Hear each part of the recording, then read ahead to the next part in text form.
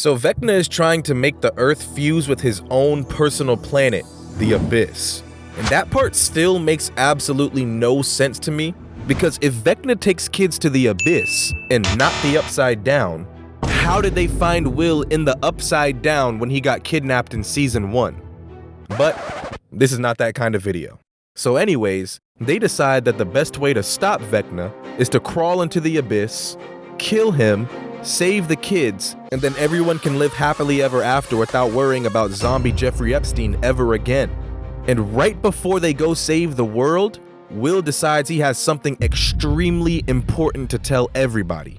Guys, I am gay. What the hell's wrong with you? What the hell's wrong with you? And it's crazy, because everybody is hugging Will, but I know Steve and Murray are in the back making this face. So they go on to infiltrate the base, and bruh, if this isn't one of the most purest examples of plot armor I've ever seen in my life, then I don't know what is. Because somebody please tell me, how is Nancy getting these clips off on the trained military soldiers?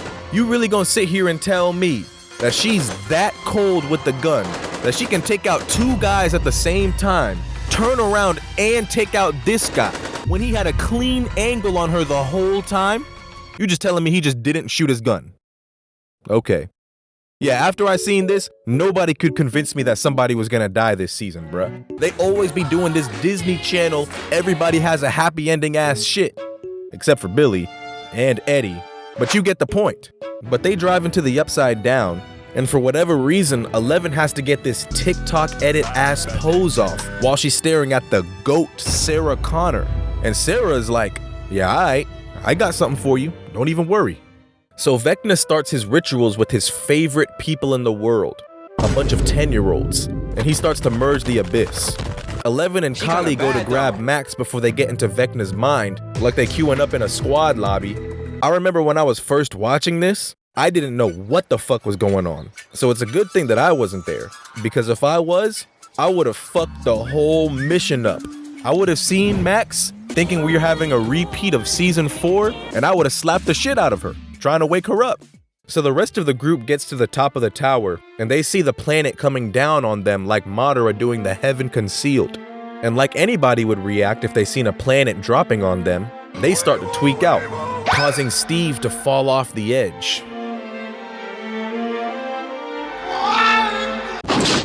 Like I knew he wasn't gonna die, bruh. But Eleven manages to reach Vecna, and so the group gets into the Abyss and starts to look for Vecna's real body. Meanwhile, in his mind, he starts his first 1v1 against Eleven. And for a second, I thought she was gonna try to defeat him by mewing to death. But I'm not gonna get on her too much. She's been getting crucified all over social media. Plus, she looks good now. Going back to the Abyss, Steve and Jonathan start talking. Yo, bro, thanks for saving my life back there. Yeah, I got you. Yo, you know Nancy and I broke up, right? Damn, for real? That sucks. But guess what that means? What? We can finally go on 2 mans now! But they finally spot the official Mind Flayer, which is also where Vecna's real body is. So you already know Nancy is just itching to up the strap. So in Vecna's mind, the kids are still trying to escape, but they forgot to dangle a cheeseburger on top of Derek's head for him to keep running. So he gets tired and slows down.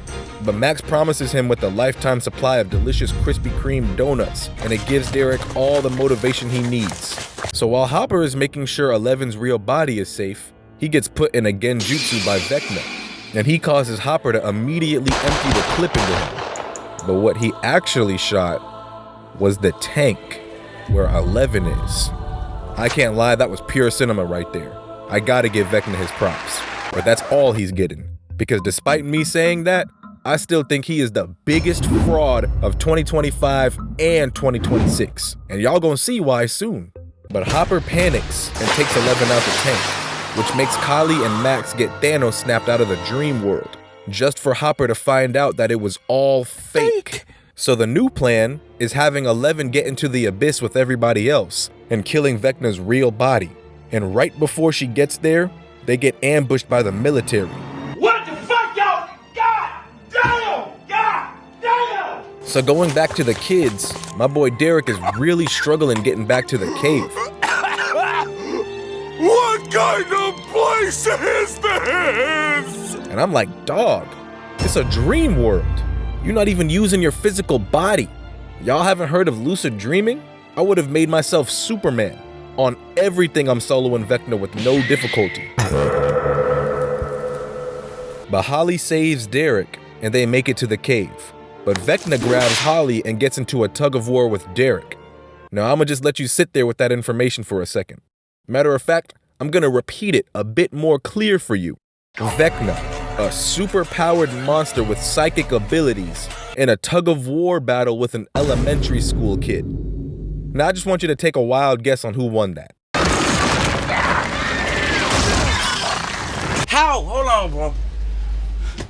How?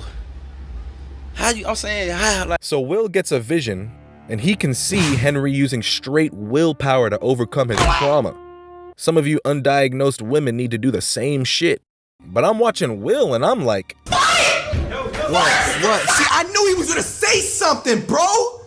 what happened to these cold-ass moments, bruh? You selling the whole squad right now. If I was there, I would tell him this. So, listen to everybody. Nobody believes in you. What are you prepared to do about it? Don't let no one come into your house. Take your meal. Do what you need to do today. But Hopper, 11, and Kali all get caught by the military. And Hopper was just gonna leave Kali to die. They tried to scare Hopper by threatening to shoot Kali. Bro, I don't know how to fucking pronounce her name. They tried to scare Hopper by threatening to shoot her, and he was like, Okay.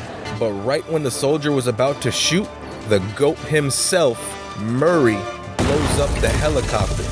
But we can see that Kali still caught a bullet straight in her stomach, killing her off. But anybody that watches anime, you know that once you kill a character's close friend, they get the pure rage stat boost. So now, 11 is just looking for smoke. I will beat your motherfucking ass! And the only other person left for her to take her anger out on is Vecna. Back in the Abyss, the Mind Flayer awakens, making everybody have to run for their lives. And right when it's looking like GG's for the gang, the Mind Flayer gets hit by this big-ass rock that's almost the size of your head. And it was thrown by 11. And she is just on straight demon time, because she wastes no time dealing with this big-ass monster and goes straight through its throat looking for Vecna. Let me find out the Mind Flayer is a throat goat. Nah, that was a crazy line, even for me, my bad. But she gets in and immediately rips Vecna down. Okay, L, show me something then. The 1v1 starts, and they force push each other. 11 gets pushed back, but weaves.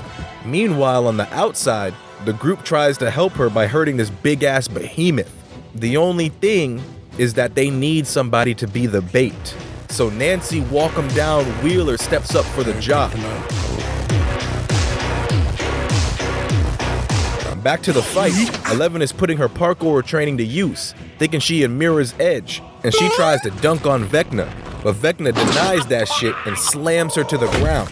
But the fight gets interrupted by Nancy shooting the Mind Flayer, but she quickly realizes that she has too much dip on her chip, You're not that guy, pal. Trust me. You're not that guy. and she runs off. And 11 uses the distraction to her advantage, making this smoke screen. Then she comes out of nowhere to send him flying. She tries to follow up on her combo, but Vecna is like, get your weak ass out of here, and tries to do the gum gum bullet, but she weaves. Meanwhile, Nancy is over here about to get cooked, but she's like, well shit, if I'ma go out like a real nigga. And she starts lighting up the Mind Flayer, which is when Jonathan and Robin come in with a clutch assist and starts burning him up. And the rest of the group does the same thing, targeting the hitboxes on this boss fight. Got Dustin over here going crazy. So 11 sees the opening thread and takes advantage of it. Did bro like... And I'm sitting here watching like, bro, why is she trying to be cool? Man, I would've... But Vecna tries to reach her, which is when...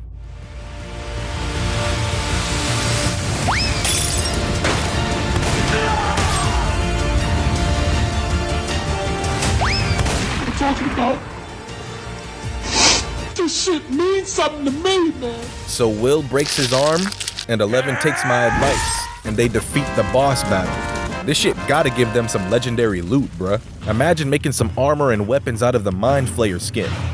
My bad, bruh, as an RPG fan, I gotta think like that.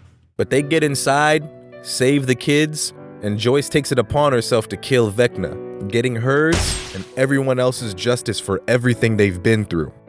And we all seen how it ends. And I gotta say, I think the ending was great.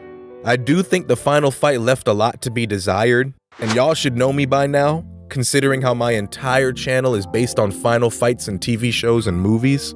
I was just expecting to see something where the action itself makes me want to go back and rewatch the scene for years to come, like the MCU scenes. This was 9 years in the making after all, and I don't like how they left it up for interpretation on if Elle is alive or not. Like, damn, bruh, just tell us. And there's no way they chose to play D&D over partying with baddies, bruh.